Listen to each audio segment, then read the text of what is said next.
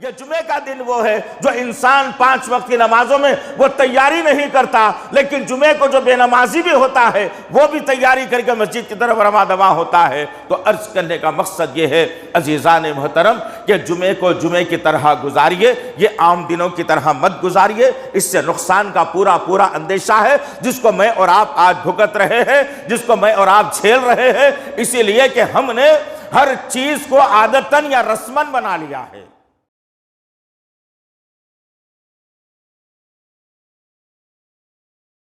اٹھو نوجوان ساتھیوں، اس ملک کی بقا کے لیے اٹھو، اپنی امت کو بچانے کے لیے اٹھو، اپنے اللہ کے گھروں کو حفاظت کے لیے اٹھو، اپنے نوجوان بہنوں کی عصمتوں کو بچانے کے لیے اٹھو۔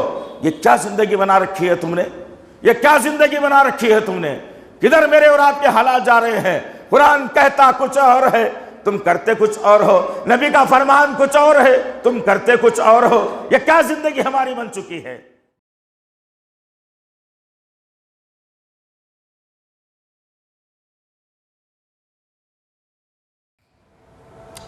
تمام تعریفیں بزرگ بڑائی کبریائی اس رب غالب مولا کے لیے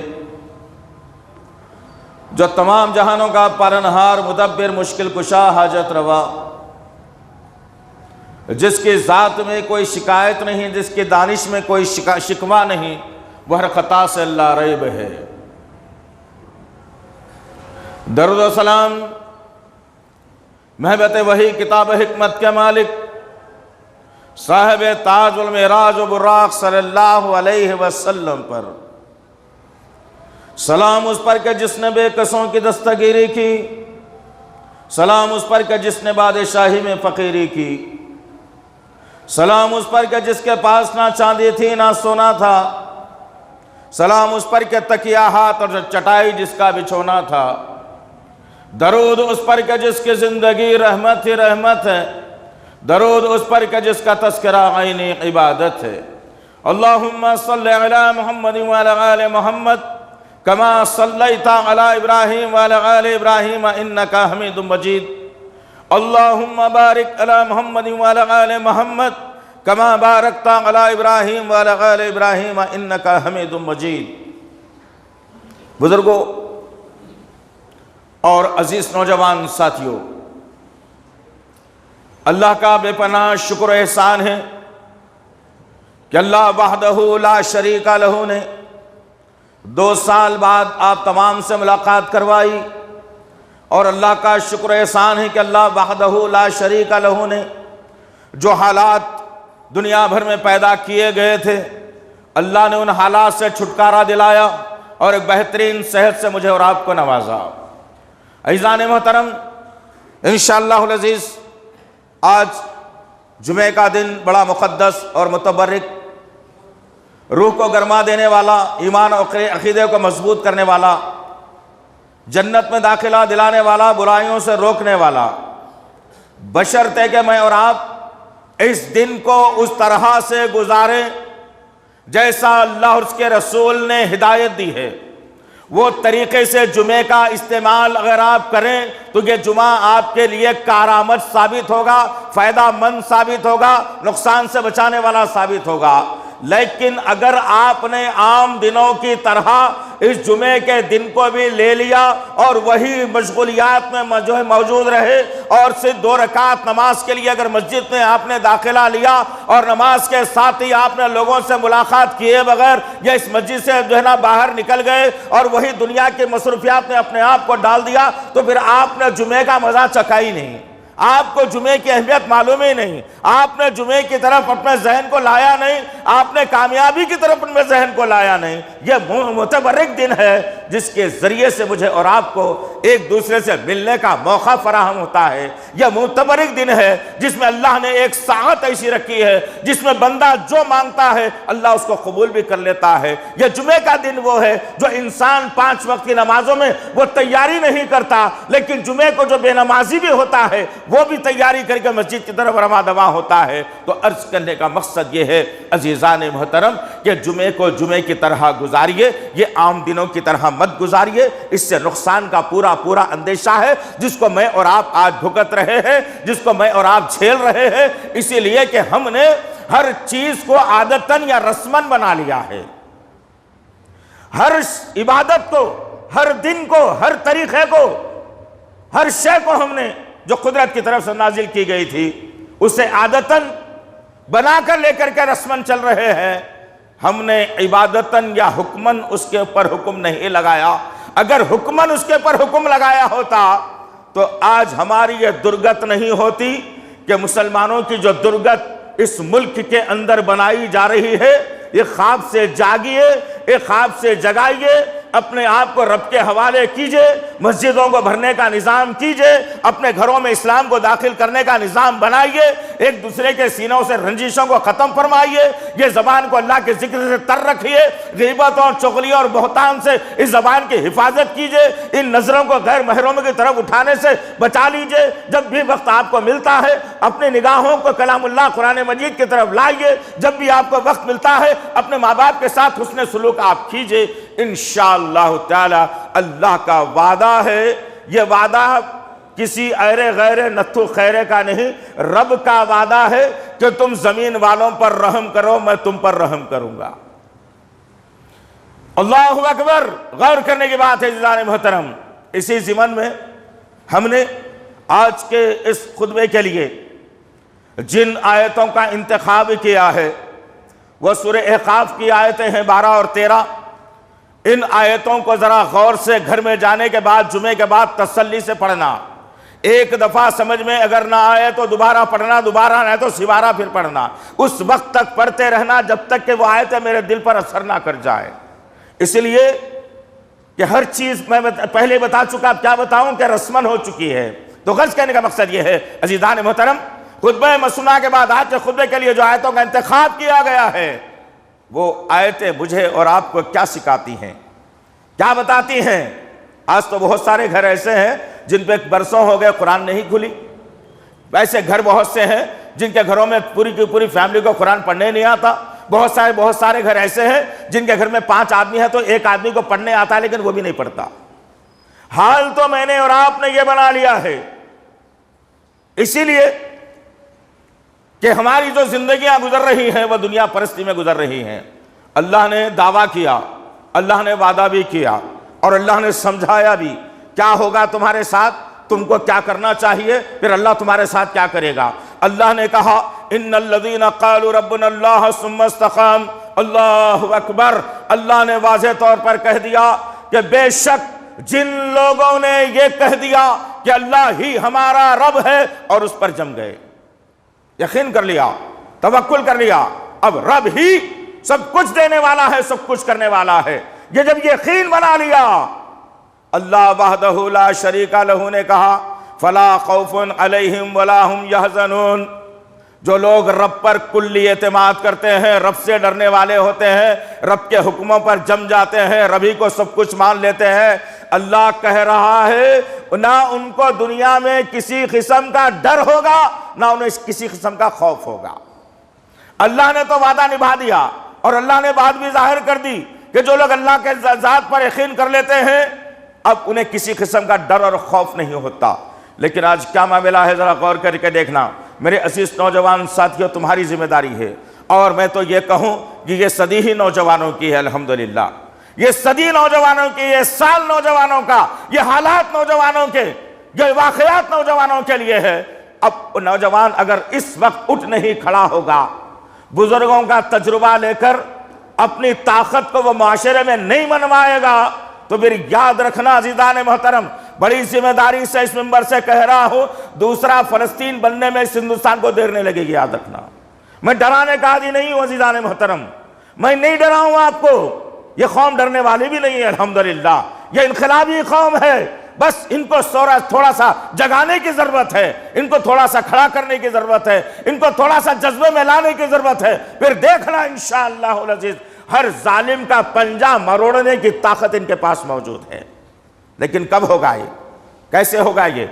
فجر میں مسجد خالی رہی تو ہوگا، یا میں غیر لڑکیوں کے ساتھ چیٹنگ کرنے سے ہوگا، یا غیر محرموں پر نظر ڈالنے سے ہوگا، یا فلمیں دیکھنے سے ہوگا، یا جو ہے نا بیہودہ باتیں سننے سے ہوگا؟ یہ کب ہوگا؟ انقلاب کب برپا ہوگا؟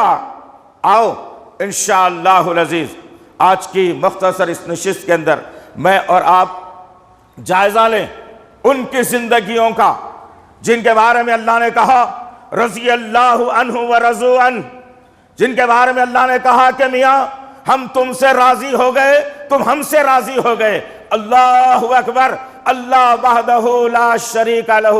جب کسی کے ساتھ رضامندی کا اظہار کرتا ہے تو کیا بیٹھے بیٹھے کرے گا؟ حرام کھانے سے کرے گا؟ سود کھانے سے کرے گا؟ نہیں عزیزان محترم، پہلے پسا دیتا ہے رب، پہلے مشکلات میں ڈال دیتا ہے رب، پھر رب کی راہ پر جب وہ انسان مکمل اور کھرا اترتا ہے تو اللہ وحدہ لا شریک لہ آسمان سے پیغام دل نشیں بھیجتا ہے اور کہتا ہے کہ جاؤ اے میرے فرشتو، جاؤ، میرا ایک لخت جگر، میرا ایک پریشان حال بندہ زمین پر پریشان ہے، وہ میرے طرف آ چکا ہے، میرا بن چکا ہے، دنیا کی اہمیت کو ٹھوکروں میں ڈال دیا ہے، وہ کسی اور کی بات کو ماننے کے لیے تیار نہیں ہے، جب بھی کہتا ہے میرا فرمان کرتا ہے اور جب بھی حکم میرا ہوتا ہے اپنے آپ کو جھکا دیتا ہے، آسمان سے فرشتوں کا نزول ہو کر اس کی مدد کر دی جاتی ہے۔ کہاں ہے یہ؟ کون نوجوان ہے؟ کون سے طبقے کو کہا جائے؟ کس علاقے کو کہا جائے؟ کس شہر کو کہا جائے؟ کس محلے کو کہا جائے؟ کس خاندان کو کہا جائے؟ کہاں ایسے نوجوان؟ ذرا بتائیے تو صحیح۔ سب اپنی اپنی جو نا زندگی میں مگن ہے، سب اپنی اپنی سوچ میں مگن ہے، سب اپنے اپنے خیالات میں مگن ہے۔ اٹھیے عزیزان محترم، شاید آپ کو اس بات کا علم ہو یا نہ ہو، حالات بڑے کربناک بنا دیے گئے۔ آپ سمجھتے ہوں گے کہ حالات خراب ہونے والے ہیں، ابھی تو حالات اچھے ہیں، حالات ابھی بدلے نہیں ہیں، حالات ابھی بگڑنے نہیں ہیں، ابھی تو بہت کچھ سب کچھ اچھا ہے۔ اگر کوئی مسلمان یہاں کا بیٹھنے والا جتنی میری نگاہوں کے سامنے ہے، اگر کسی بزرگ کے ذہن میں یہ سوال ہے یا کسی نوجوان کے ذہن میں سوال ہے، کسی ماں بہن کے ذہن میں اگر یہ سوال ہے کہ سب کچھ صحیح ہے، تو اس نے اسلام کے ساتھ غداری کر دی، مسلمانوں کی پیٹھ میں چھرا گھونپ دیا۔ حالات کچھ صحیح نہیں ہے، آپ کو نہیں معلوم ہے اس کا۔ آپ کے اس چھوٹے بھائی کو اللہ نے پورے ہندوستان کا دورہ کروایا اللہ کے کرم سے۔ حالات آپ کیا جانتے ہیں؟ بہار کی سرزمین کے مسلمانوں کو کس زمرے میں لا دیا گیا؟ آپ کیا جانتے ہیں یو پی کی سرزمین پر مسلمانوں کے ساتھ، مسلم نوجوان لڑکیوں کے ساتھ، مسلمان نوجوانوں کے ساتھ، مسلمان علماؤں کے ساتھ آج کیا معاملات درپیش آ رہے ہیں؟ آپ کو کیا اندازہ ہے اس کا؟ کچھ رکھ سکتے ہیں آپ؟ کچھ رکھ سکتے ہیں؟ ایم پی کی سرزمین چلے جائیے، مدھیہ پردیش میں، آپ تعجب کریں گے، وہاں کے حالات اتنے کربناک بنا دیے گئے اور یہ گودی میڈیا سے کہہ دیا گیا کہ کوئی چیز، کوئی بات میڈیا سے ظاہر نہیں ہوگی، جو کوئی ان باتوں کو پھیلائے گا تو اس کو اس کا جرم ثابت کر دیا جائے گا، اسے جیل بھیج دیا جائے گا۔ ارے جیل سے کس کو ڈر لگتا ہے؟ میرے نبی یوسف علیہ السلام نے جیل سے کبھی گھبرایا نہیں۔ پورا مصر ایک طرف تھا، میرا یوسف ایک طرف تھا، جرم ثابت نہیں ہونے کے باوجود جیل میں ڈال دیا گیا، اور جب جیل کی صحبت برداشت کی میرے یوسف نے تو اللہ وحدہ لا شریک لہ نے ملک کا خزانچی بنا کر کے بھیجا جیل سے۔ یہ ہوگا انشاءاللہ۔ تم عزم اور حوصلے کے ساتھ زندگی گزارو، تم عزم اور حوصلے کے ساتھ زندگی گزارو۔ یہ باطل تنظیمیں تمہارا کچھ نہیں بگاڑ سکتی، یہ باطل تنظیمیں تمہارا کچھ اکھاڑ نہیں سکتے انشاءاللہ، جب تک کہ تم جو ہے مستحکم رہو گے نوجوانوں، جب تک کہ تم اپنی طاقت کا مظاہرہ کرو گے، جب تک کہ تم اللہ کو راضی کرنے والے رہو گے، جب تک تم مسجدوں کو بھرنے والے رہو گے، اللہ آسمان سے رحمتوں کا ضرور نزول کرے گا۔ کدھر ہے ہماری زندگیاں؟ کیا ہو گیا مجھے اور آپ کو؟ کیا کرنا چاہتے ہیں میں اور آپ؟ کب تک یہ بگڑنے والی زندگی، فانی زندگی کے لیے محنت کرتے رہیں گے؟ میرے عزیز نوجوان ساتھیوں، تم کو اٹھنا پڑے گا، تم کو اٹھ کر کھڑا ہونا پڑے گا۔ حالات تمہارے کچھ نہیں بگاڑ سکتے انشاءاللہ، دعویٰ ہے ہمارا یہ کہ کچھ تمہارے حالات کچھ نہیں بگاڑ سکتے تمہارے انشاءاللہ العزیز۔ باطل طاقتیں دندناتے ہوئے آج تریپورہ کا حال کیا بنا دیا گیا؟ کیا تم میں سے کسی نے بیٹھ کر اس پر کچھ چرچا کی ہے؟ یا تم میں سے کسی نے بیٹھ کر کے ایک گروپ بنا کر کے ان کے لیے اللہ سے اجتماعی دعا کا اہتمام کیا ہے؟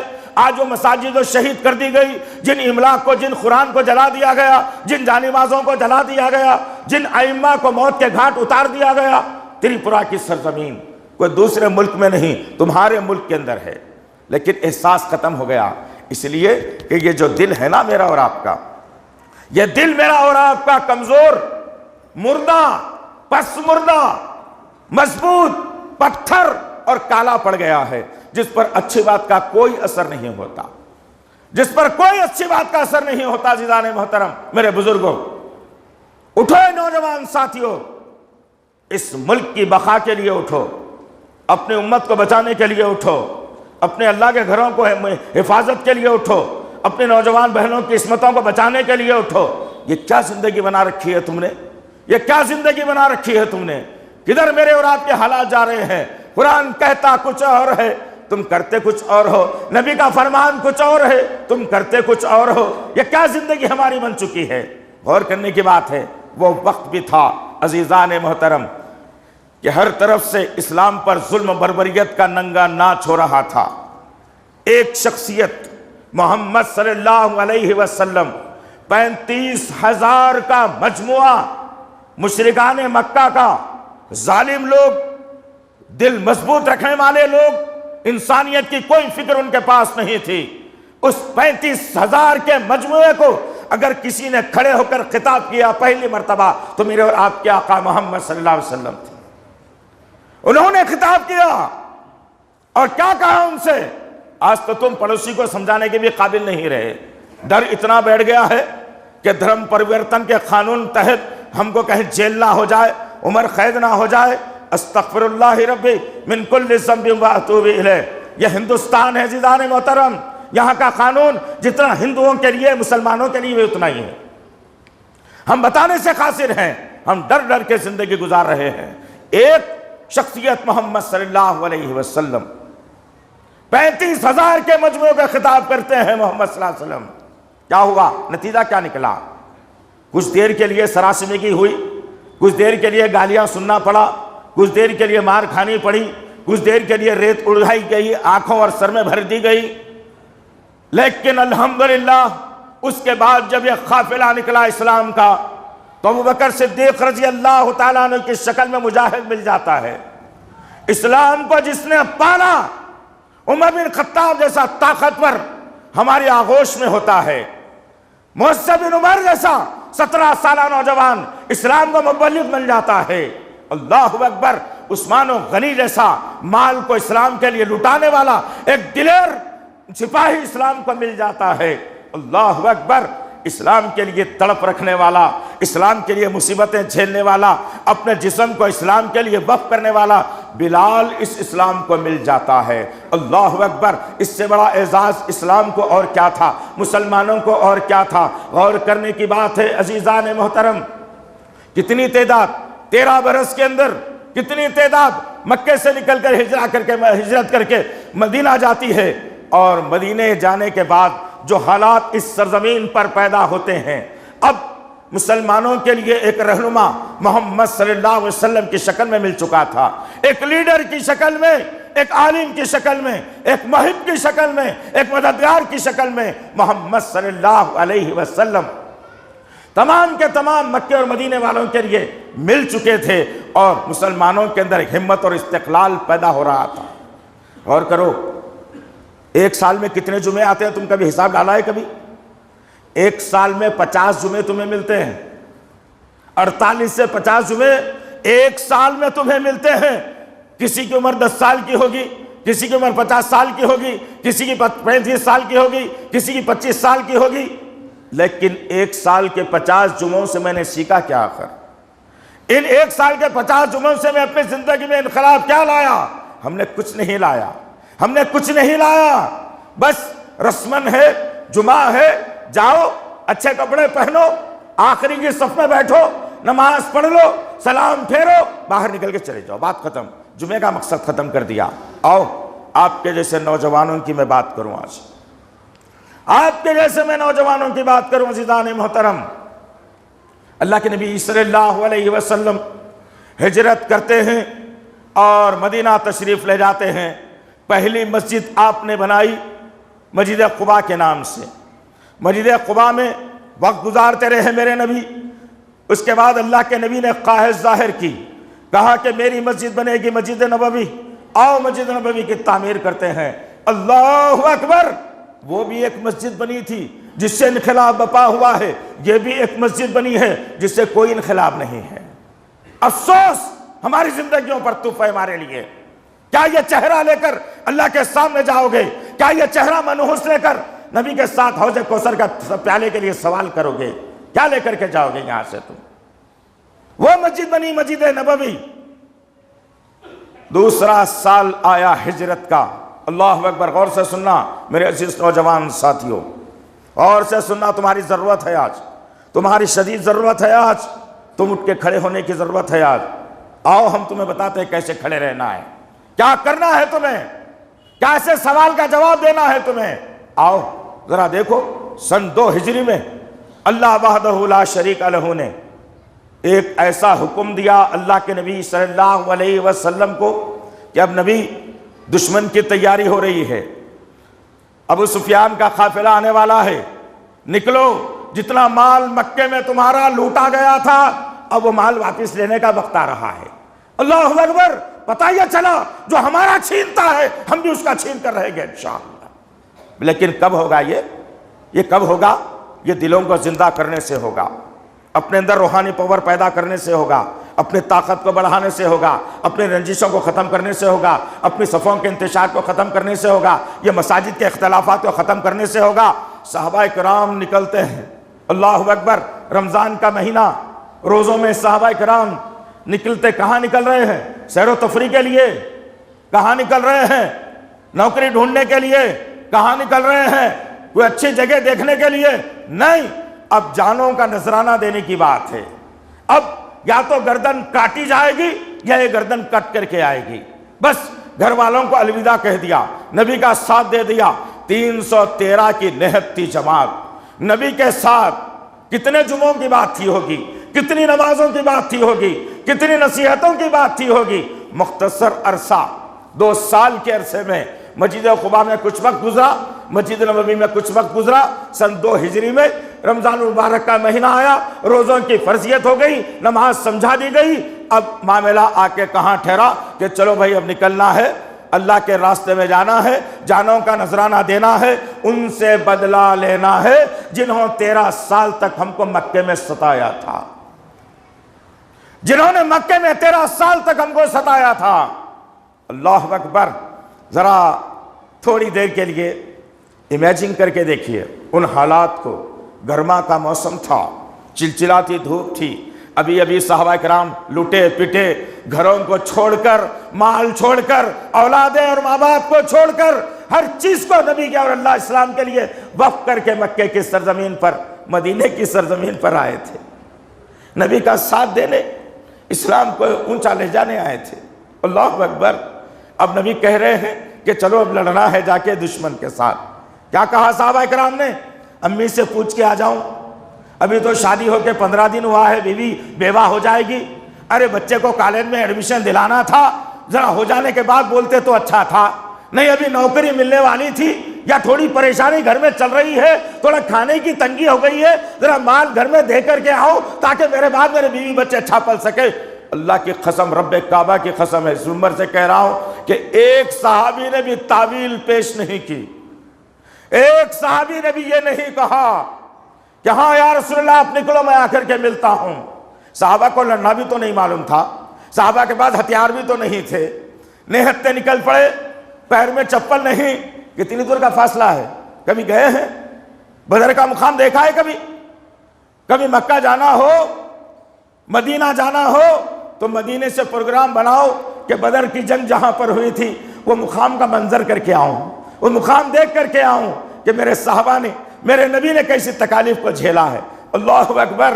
مکے سے قریب 200 کلومیٹر کا فاصلہ ہے، مکے سے 200 کلومیٹر کا فاصلہ بدر، اطراف سے ریت کے پہاڑ، چلچلاتی دھوپ، پریشان حال، ہر صحابی رمز روزوں کے اندر ہے، اور سفر طے کرتے کرتے پہنچ جاتے ہیں۔ میں لمبا تو نہیں کہوں وقت کی نزاکت سے، میں تم کو مدعا بتانا چاہتا ہوں کہ صحابہ کیا چاہتے تھے اور اللہ ان سے کیا کام لینا چاہتا تھا، اللہ نے آسمان سے اپنے نبی کو کیا پیغام دیا اور نبی نے اپنے جاننے اور ماننے والوں کو کیا پیغام دیا۔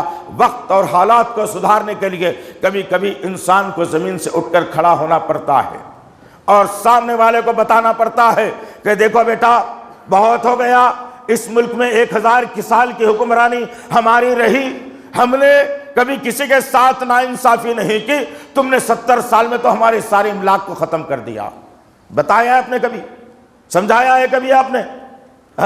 سمجھایا ہے کبھی؟ نہیں سمجھایا ہے نا۔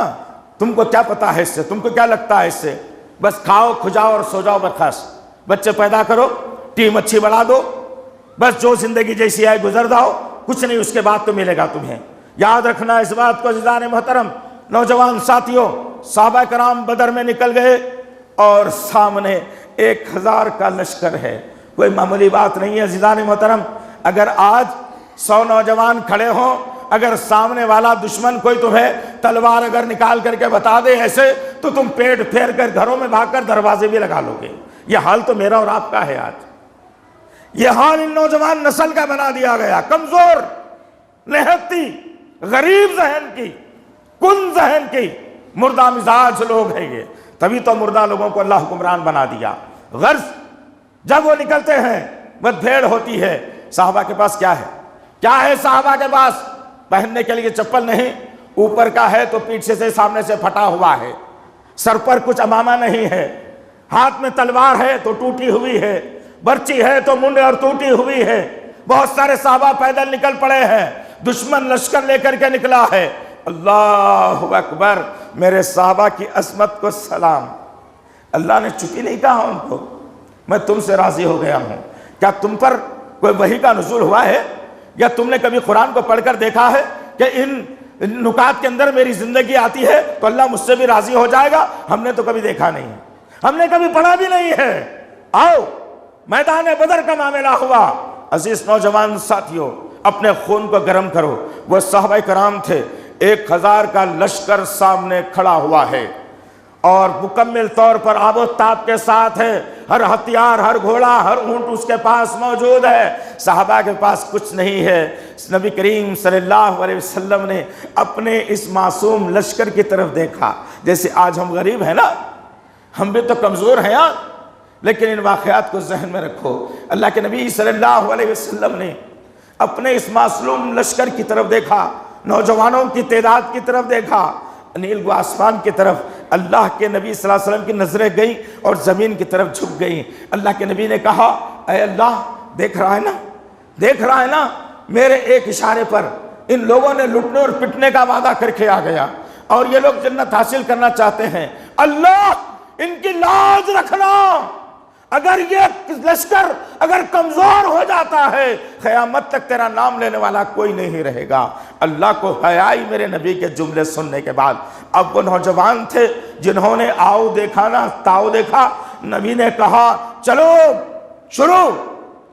یہ مت دیکھنا کہ سامنے والا کون ہے، تم اپنے ایمان اور عقیدہ کو مضبوط رکھ کے، اپنی طاقت کو مضبوط رکھ کے بھیڑ جاؤ، اللہ کامیابی دینے والا ہے۔ صحابہ کرام نہتے نہتے بھیڑ جاتے ہیں۔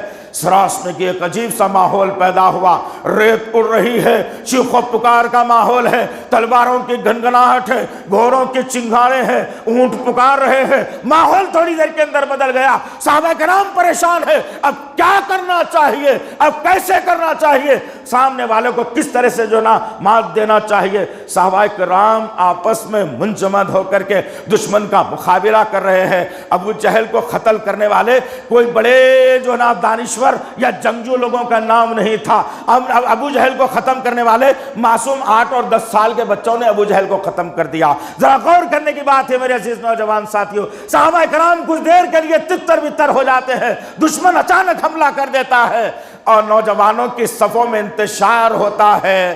اللہ وحدہ لا شریک لہ نے آسمان سے 1000 فرشتوں کا لشکر صحابہ کرام کی کامیابی کے لیے، اسلام کی سربلندی کے لیے، نبی کی عزت بچانے کے لیے اور مسلمانوں کی جو نا سر کو بلند رکھنے کے لیے، دشمن کو پسپا کرنے کے لیے اللہ وحدہ لا شریک لہ نے 1000 فرشتوں کا لشکر اس سرزمین پر بھیجا بدر کے اندر مدد کے لیے۔ الحمدللہ۔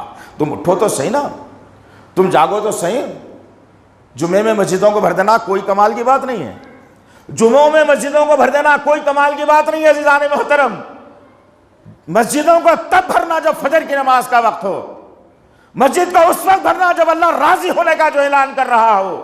فجر کی نماز میں مسجدوں کو بھر کے بتاؤ, پھر دیکھنا انشاءاللہ زیادہ نہیں ہے. نوٹ کر لینا میری اس بات کو آپ. 6 مہینے تک سارے کا سارا علاقہ فجر کی نماز میں مسجد کو بھرتا ہوا اور نکالتا ہوا رہے گا. 6 مہینے کے بعد انشاءاللہ اس ملک میں انقلاب ضرور آئے گا انشاءاللہ. تم اٹھو. تم اٹھنا نہیں جانتے, بیٹھے بیٹھے سب کامہ ہو جانا. چبوترے پہ بیٹھ کے امریکہ کی حکومت تبدیل کرنے والی قوم ہے یہ. تمہاری کون سنتا ہے؟ تمہاری کہاں چلتی ہے؟ تمہاری کہاں بولی جاتی ہے؟ تمہاری کہاں سنی جاتی ہے؟ کون سنتا ہے تمہاری بات کو؟ ذرا بتاؤ.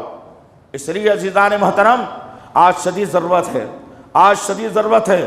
حالات بہت کربناک بنا دیے گئے. آر ایس ایس کی جو پلاننگ تھی 100 برس کی, اس پلاننگ کو وہ سکسیس اور کامیاب کر رہا ہے. بجرنگ دل اپنی کوشش میں ہے, وشو ہندو پریشد اپنی کوشش میں ہے, درگا واہنی اپنی کوشش میں ہے, ہندو مہا سبھا اپنی کوشش میں ہے. یہ لوگ رات دن مسلمانوں کو نقصان پہنچانے کے در پہ چل رہے ہیں, اور یہ بیچارہ مسلمان اسلام کو بچانے کی ایک دن بھی فکر نہیں کیا ہے. کبھی تڑپ محسوس کی ہے کہ فلاں مقام پر مسلمانوں کو گھر سے بے گھر کر دیا گیا اور مسلمانوں کے بارے میں فکر مند نہیں ہو؟ تو تمہاری جوانی کس کام کی ہے؟ کیا عاشقی کرنے کے لیے لڑکیوں کے ساتھ؟ کیا شراب پینے کے لیے؟ کیا جوا کھیلنے کے لیے؟ کیا گٹکا کھانے کے لیے؟ یا نیند بھر سونے کے لیے؟ یا داڑیاں موڑنے کے لیے؟ یا باجوں میں ناچنے کے لیے؟ مسلمان قوم ہرگز اس کے لیے نہیں ہے. یاد رکھنا اس بات کو. اس کے لیے مسلمان قوم نہیں ہے. مسلمان قوم اس کائنات کو, اس سرزمین کو سدھارنے کے لیے بھیجی گئی ہے. اب آگے نبی کوئی نہیں آئیں گے. وہ نبیوں کی ساری ذمہ داری اس قوم کے مردوں اور عورتوں اور بوڑھے بچوں اور جوانوں پر دی گئی ہے. ہم نے ذمہ داری کو سمجھا ہی نہیں. ہم نے تو پتہ ہی نہیں کیا ہو رہا ہے. آسام کی سرزمین پر 1 لاکھ فیملیوں کو نکال دیا گیا, مساجد کو توڑ دیا گیا, ان کے ٹین کے گھروں کو بلڈوزر لگا کر مسمار کر دیا گیا, ان کو لا کر بیچ میں جو ہے جنگل میں چھوڑ دیا گیا. ان سے کہا گیا کہ تمہارا آدھار کارڈ بھی نہیں چلے گا, ووٹر آئی ڈی کارڈ بھی نہیں چلے گا, تم اس ملک کے شہری نہیں ہو, تم کو جو ہے نا یا تو ہم بنگلہ دیش بھیج دیں گے یا تو کوئی اور مقام پر ہم تم کو بھیج دیں گے. آج پریشان ہے بنگلہ دیش کے مسلمان, تم نے کبھی ان کے لیے فکر نہیں کی. آج پریشان ہے تریپورہ کے مسلمان. 16 سے زیادہ مساجد کو جو ہے نا آگ لگا دی گئی. 16 سے زیادہ مساجد جل کر خاکستر ہو گئے. 16 سے زیادہ مساجد کے اندر رکھے ہوئے قرآن مجید کو جلا دیا گیا. 16 سے زیادہ مساجد کے ائمہ کو مارا گیا, ان کے سروں سے خون کو رسایا گیا. جو نوجوان بیچ بچاؤ کرنے کے لیے آیا, ان نوجوانوں کو مار مار کر ظالموں نے شہید کر دیا. تمہاری جوانیاں کدھر ہے آخر؟ تم کیا چاہتے ہو آخر؟ کیا تم چاہتے ہو کہ تمہاری بہن کو بھی کوئی ہندو تنظیم کا آدمی اٹھا کر کے لے کر کے جائے؟ اس وقت میں اٹھ کر کے آواز بلند کروں گا؟ ہرگز نہیں. عزیزان محترم, میرے عزیز نوجوان ساتھیوں, آؤ اسلام کی طرف. تمہیں اسلام پکار رہا ہے. اسلام آج خطرے میں بھی ہے. میں یہ کہوں جملہ تو بے جانا ہوگا کہ اسلام خطرے میں بھی ہے, مسلمان قوم خطرے میں ہے. اور اس ملک میں مجھے اور آپ کو 2 نمبر کا شہری بنانے کی پوری تدابیر کی جا چکی ہیں. پوری تدابیر کی جا چکی ہیں. بالفرض اللہ نہ خواستہ اگر یہ 2 نمبر شہری کا قانون اگر پاس ہو جائے ہندوستان کے سرزمین پر, نہ تجارت تمہاری رہے گی, نہ مال تمہارا رہے گا, نہ گھر تمہارا رہے گا, کوئی چیز پر تمہارا اختیار نہیں رہے گا, اور تم ووٹ کس کو ڈالنا ہے اس کے بھی قابل تم نہیں رہو گے. وہ حالات اس ملک میں بنا دیے گئے ہیں پورے طور پر. تم چاہتے ہو کہ حالات ایسے ہی چلتے رہنے دو, اور تم چاہتے ہو کہ بد سے بدتر حالات ہو جائیں, میرے گھر کو بھی کوئی آتنکوادی آ کر کے آگ لگا دے, میرا جو ہے گھر کو مسمار کر دے, میری آنکھوں کے سامنے میری ماں, میری بہن, میری بیٹی, میری بہو کی جو ہے نا عصمت ریزی 4-4 10-10 لوگ درندے مل کر دیں اور میں دیکھتا بیٹھتا رہوں, تو مبارک ہو آپ کو. الحمدللہ مبارک ہو آپ کو. چاہے آپ ایسے ہی کر لینا, لیکن نہیں, اسلام نہیں چاہتا ہے یہ. اسلام نہیں چاہتا ہے یہ. اسلام کا مزاج الگ ہے، اسلام کی سوچ الگ ہے، اسلام انسانیت کی فکر چاہتا ہے، اسلام محبت کا پیغام دینا چاہتا ہے، اسلام یکجہتی کا مزاج دینا چاہتا ہے، اسلام رب کی ربوبیت کا اعلان کرنے کا اعلان کرتا ہے، اسلام چاہتا ہے کہ نبی کے طریقے کے علاوہ کوئی اور طریقہ اس سرزمین پر نہ چلے، اور اسلام چاہتا ہے کہ دشمن کا پنجہ مروڑ دیا جائے تاکہ دشمن کی طاقت ہمیشہ کے لیے دفن ہو جائے اور یہ سمجھ میں آ جائے کہ اسلام اور مسلمانوں کی طاقت کیا ہوتی ہے؟ کرتے ہمت؟ ہوگی تمہارے پاس یہ ہمت؟ نہیں نا، تو کم سے کم ایک تہیہ کر لو، ایک مضبوط ذہن کے اندر ایک سوال پیدا کر لو کہ اے رب، ہم نے بہت دن سے فجر کی نماز چھوڑ رکھی ہے، اور انشاءاللہ آج کے بعد سے ہم فجر کی نماز ہرگز نہیں چھوڑیں گے، تاکہ فجر کی نماز کے ذریعے سے ہمارے اندر ایک روحانی پاور آ جائے اور ہم انشاءاللہ تعالی ایک جہتی کے ساتھ بالاتفاق رائے اس ملک میں امن کو قائم کرنے والے بن جائیں گے انشاءاللہ۔ کب ہوگا؟ اٹھو عزیز نوجوان ساتھیوں، یہ چہروں سے جو نکال کے پھینکتے ہو نا تم، اس کا گناہ تم کو نہیں معلوم ہے، اصل میں اس کو ہاتھ مت لگاؤ، اس کا بھی جو نا تم کو جو نا خمیازہ بھگتنا پڑے گا، اور پھر یہ ماتھے کو ایک اللہ کے علاوہ کسی اور کے سامنے مت جھکاؤ، یہ ہاتھ کو اپنے رب کے علاوہ کسی اور کے سامنے مت پھیلاؤ، اور جو عمل جو عبادتیں تم کرتے ہو اس پر نبی کی مہر ہے یا نہیں اس کو دیکھ کر کے وہ عبادتیں تم کرو، اور آپس میں انتشار کو ختم کرو، آپس میں محبت و خلوص کے پیغام کو تم دو، اپنی صفوں کے انتشار کو تم ختم کرو، اور پھر کبھی کبھی ہفتے میں ایک مرتبہ رات کے 3 بجے اٹھ کر کے جب اللہ پہلے آسمان پر آ جائے تو اس وقت میں 2 رکعت 4 رکعت 6 رکعت 8 رکعت جتنی تمہاری طاقت اور استطاعت ہو اس کے مطابق کم سے کم ہفتے میں ایک مرتبہ تہجد کا نظام قائم کرو، اور اپنے رب کے سامنے ہاتھ کو پھیلاؤ، اپنی کمزوری کا اظہار کرو اور اللہ سے مدد مانگو۔ انشاءاللہ وہ سورج کے نکلنے سے پہلے تم دعا کر چکے، وہ سورج تمہاری دعاؤں کو قبول کر کے طلوع ہوگا، انشاءاللہ ہوگا انشاءاللہ تعالی۔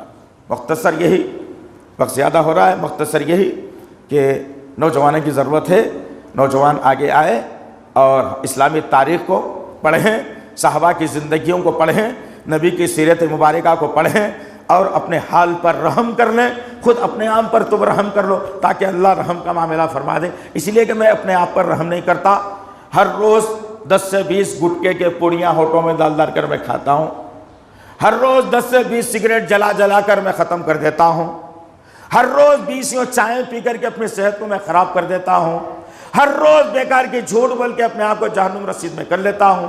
تو میں تو اپنے آپ پر ہی رحم کرنے والا نہیں ہوں، تم اپنے آپ پر رحم کرنے والے بن جاؤ، تمہارے اندر جذبہ پیدا ہوگا دوسروں پر رحم کرنے کا انشاءاللہ، ہے نا؟ تو نوجوانوں سے گزارش ہے، جمعے کی نماز پڑھ کے ایسے ہی نہیں چلے جانا، بس یہ طریقہ غلط ہے جمعے کا۔ نماز پڑھی، سلام پھیرا اور سب سے پہلے باہر بھاگے، مسجد میں گنتی کے لوگ رہ گئے، یہ کیا مزہ ہے؟ یہ کیا مذاق ہے جمعے کا؟ نہیں ہے نا؟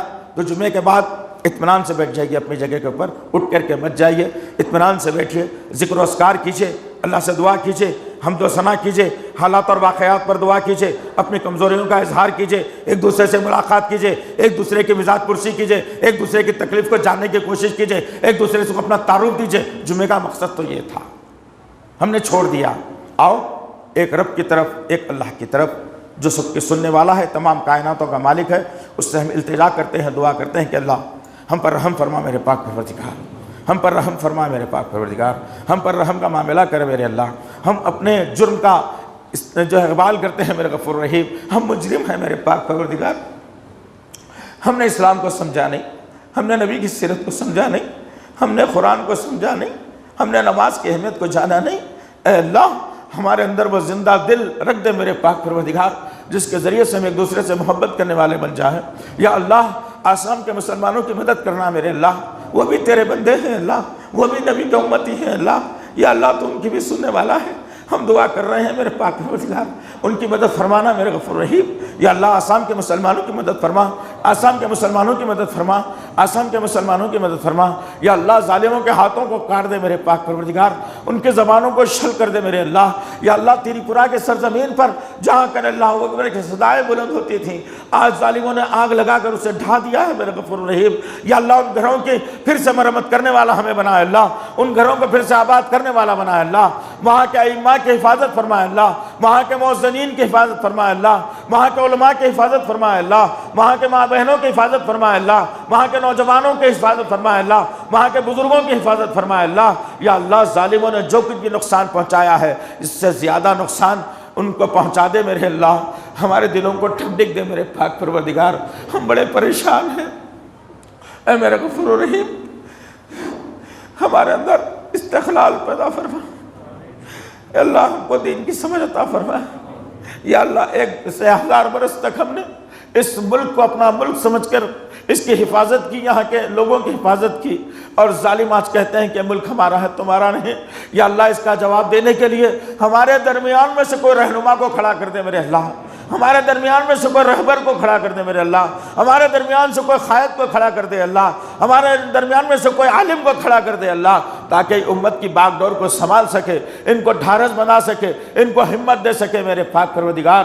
یا اللہ ہمارے ماں باپ کی خدمت کرتے ہوئے جنت میں جانے والا بنائے میرے پاک پروردگار۔ اے اللہ تو دعاؤں کو قبول کرنے والا ہے میرے اللہ، ہماری دعاؤں کو قبول فرما، تجھ کو تیرے تمام ناموں اور صفات کا واسطہ ہے میرے غفور رحیم، ہماری دعاؤں کو قبول فرما، ہماری دعاؤں کو قبول فرما، ہماری دعاؤں کو قبول فرما۔ ربنا تقبل منا انك انت السميع العليم وتب علينا انك انت التواب الرحيم، وصلى الله تعالى على خير خلقه محمد وعلى اله وصحبه اجمعين برحمتك يا ارحم الراحمين، والحمد لله رب العالمين۔